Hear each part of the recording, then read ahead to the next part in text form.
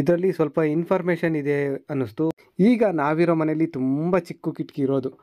ನೋಡ್ರಿ ಎಷ್ಟೊಂದು ಸೊಪ್ಪು ಕಿತ್ಕೊಂಡಿದ್ದೀವಿ. ಯಾಕೆ ಹಿಂಗೆ ಬೆಳಿತಾರೆ ಅಂದರೆ, ಇದು ನೆಕ್ಸ್ಟ್ ಡೇ ಬೆಳಗ್ಗೆನೇ ನಮ್ಮ ಶ್ರೀಮತಿ ಅವ್ರು ನೋಡ್ರಿ ಏಣಿನಲ್ಲಿ ಹತ್ಬಿಟ್ಟು ಮೇಲೆ. ಎಲ್ರಿಗೂ ನಮಸ್ಕಾರ. ಇವತ್ತು ಸ್ವಲ್ಪ ಸುಸ್ತಾಗ್ಬಿಟ್ಟಿದ್ದೀನಿ, ಕೆಲಸ ಇತ್ತು. ಹಾಗೆ ಇವತ್ತು ತುಂಬ ಬಿಸಿಲು ಸಹ ಇತ್ತು.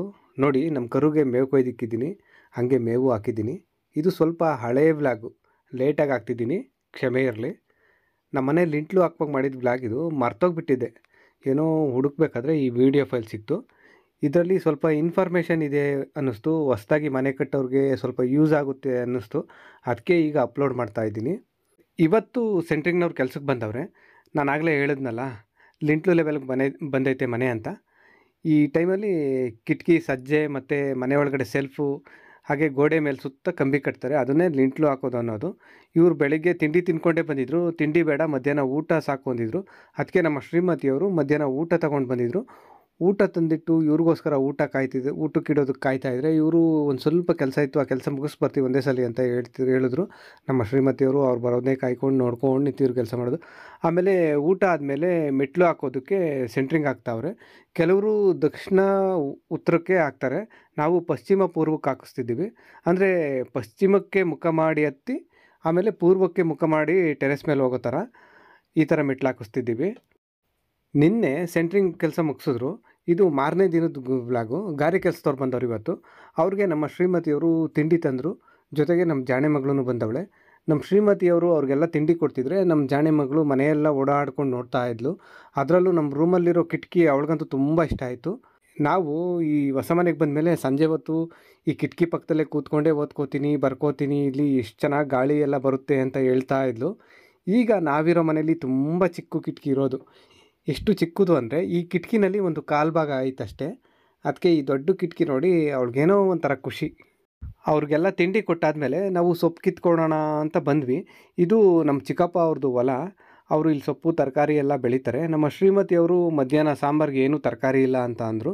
ಅದಕ್ಕೆ ಸೊಪ್ಪೈತೆ, ಸೊಪ್ಪು ಕಿತ್ಕೊಂಡು ಬರೋಣ ಬಾ ಅಂತೇಳಿ ಇಲ್ಲಿಗೆ ಕರ್ಕೊಂಡು ಬಂದೆ. ಇಲ್ಲಿ ಮೆಂತ್ಯೆ, ಪಾಲಕು ಮತ್ತು ದಂಟಿನ ಸೊಪ್ಪು ಇವು ಮೂರನ್ನು ಕಿತ್ಕೊಂಡ್ವಿ. ನೋಡಿರಿ ಎಷ್ಟೊಂದು ಸೊಪ್ಪು ಕಿತ್ಕೊಂಡಿದ್ದೀವಿ. ಬರೀ ನಮಗೆ ಆಗಿದ್ದರೆ ಸ್ವಲ್ಪ ಕಿತ್ಕೋತಿದ್ವಿ.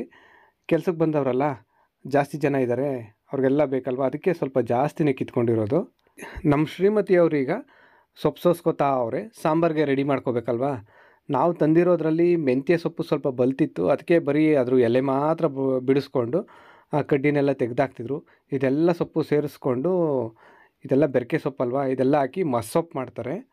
ಈಗ ಮಧ್ಯಾಹ್ನ ಸೆಂಟ್ರಿಂಗ್ ಮೇಲೆಲ್ಲ ಇವರು ಸಿಮೆಂಟ್ ಸಾರಿಸ್ತಾವ್ರೆ. ಈಗ ಇವರೇನು ಸಾರಿಸ್ತಾವ್ರೋ ಈ ಸಿಮೆಂಟು ಇದೆಲ್ಲ ಇರೋದಿಲ್ಲ, ಸೆಂಟ್ರಿಂಗ್ ಕಿತ್ತಾಗ ಕೆಳಗಡೆ ಬಿದ್ದೋಗುತ್ತೆ. ಇದ್ರ ಮೇಲೆ ಕಂಬಿ ಕಟ್ಟಿ ಕಾಂಕ್ರೀಟ್ ಹಾಕಿರ್ತಾರಲ್ಲ, ಅದು ಮಾತ್ರ ಉಳಿಯುತ್ತೆ. ಸಿಮೆಂಟ್ ಸಾರಿಸಿದ್ರಲ್ಲ, ಅದ್ರ ಮೇಲೆ ಇವರು ಸಿಮೆಂಟ್ ತಿಳಿ ಬಳಿತಾವ್ರೆ. ಅಂದರೆ ಸಿಮೆಂಟ್ನ ನೀರಲ್ಲಿ ಕಲಸಿ ತಿಳಿ ಮಾಡಿಕೊಂಡು ಸಿಮೆಂಟ್ ಮೇಲೆ ಬಳಿತಿರೋದು.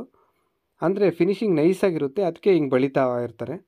ಬರೀ ಸೆಲ್ಫು ಸಜ್ಜೆಗಳಿಗಷ್ಟೇ ಅಲ್ಲ, ಸ್ಟೇರ್ ಕೇಸ್ ಅಂದರೆ ಮೆಟ್ಲಿಗೆ ಸೆಂಟ್ರಿಂಗ್ ಹಾಕ್ತಾರಲ್ಲ, ಅಲ್ಲೂ ಸಹ ಸಿಮೆಂಟ್ ಸಾರಿಸ್ತಾವ್ರೆ. ಆಮೇಲೆ ಇದು ಸ್ಟೇರ್ ಕೇಸ್ ಬೇರಿಂಗ್ ಅಂತೆ.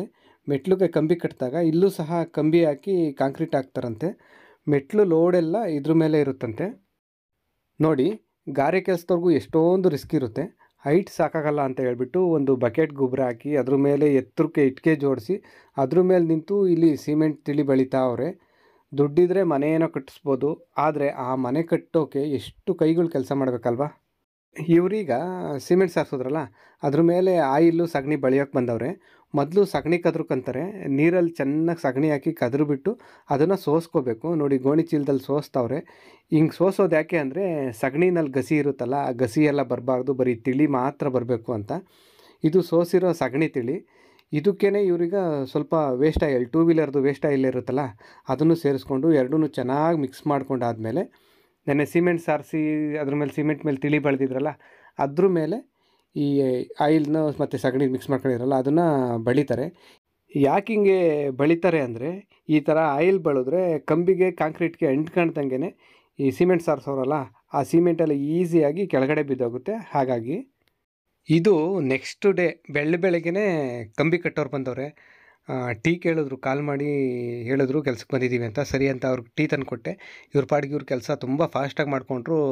ಒಬ್ಬರು ಕಂಬಿ ಕಟ್ ಮಾಡಿದ್ರು, ಇನ್ನೊಬ್ಬರು ರಿಂಗ್ ಹೊಡ್ಕೊಳೋದು, ಇನ್ನೊಬ್ಬರು ಕಂಬಿ ಎಲ್ಲ ತಗೊಂಡೋಗಿ ಕಂಬಿ ಎಲ್ಲ ಕಟ್ಟಿಬಿಟ್ಟು ತಿಂಡಿ ಅಷ್ಟೊತ್ತಿಗೆಲ್ಲ ಇವ್ರ ಕೆಲಸ ಮುಗಿಸ್ಬಿಟ್ರು. ನಮ್ಮ ಶ್ರೀಮತಿಯವರು ತಿಂಡಿ ತೊಗೊಬಂದರು. ತಿಂಡಿ ಅಂತಂದವ್ರು ಅಂದರೆ ನೋಡಿ, ಚಿತ್ರಾನ್ನ, ಇಡ್ಲಿ ಮತ್ತು ಚಟ್ನಿ, ಜೊತೆಗೆ ಗಾರೆ ಕೆಲಸದವರು ಇದ್ದರು. ಇದ್ರ ಮೇಲೆ ಕಾಂಕ್ರೀಟ್ ಹಾಕ್ತಾರೆ ಇವತ್ತು, ಅದಕ್ಕೋಸ್ಕರ ಬಂದವ್ರೆ. ಇವ್ರಿಗೆಲ್ಲ ತಿಂಡಿ ಕೊಟ್ಟಾದಮೇಲೆ ನಮ್ಮ ಶ್ರೀಮತಿಯವ್ರು ನೋಡ್ರಿ, ಏಣಿನಲ್ಲಿ ಹತ್ಬಿಟ್ಟು ಮೇಲೆ ಯಾವ ಥರ ಕಂಬಿ ಕಟ್ಟೋರು ಏನು ಅಂತ ನೋಡ್ತಾವ್ರೆ. ಅವ್ರಿಗೂ ಏನೋ ಒಂಥರ ಕುತೂಹಲ ಮತ್ತು ಖುಷಿ ಇರುತ್ತಲ್ವ.